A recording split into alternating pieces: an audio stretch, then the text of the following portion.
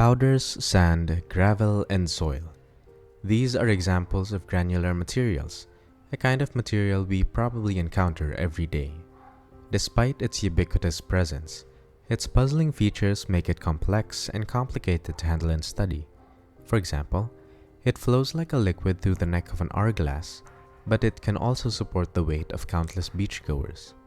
Given enough input force, it can even behave like gas. If a combination of granular materials is shaken, it would segregate, unlike fluids which would mix further. If we can describe granular materials using simple models, we'd be able to study its complex behavior while considering only its essential features.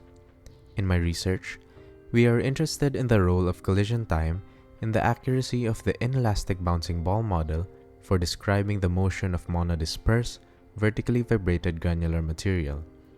Using a discrete element method simulation, we determine the relationship of collision time with the velocity and acceleration of the granular material's center of mass.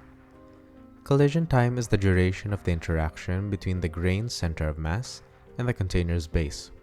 It could possibly account for the discrepancies between the time of flight measured from experiments and that predicted by the IBBM.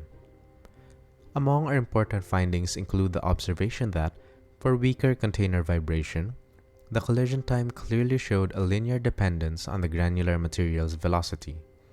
There are indications that collision time depends on intrinsic properties.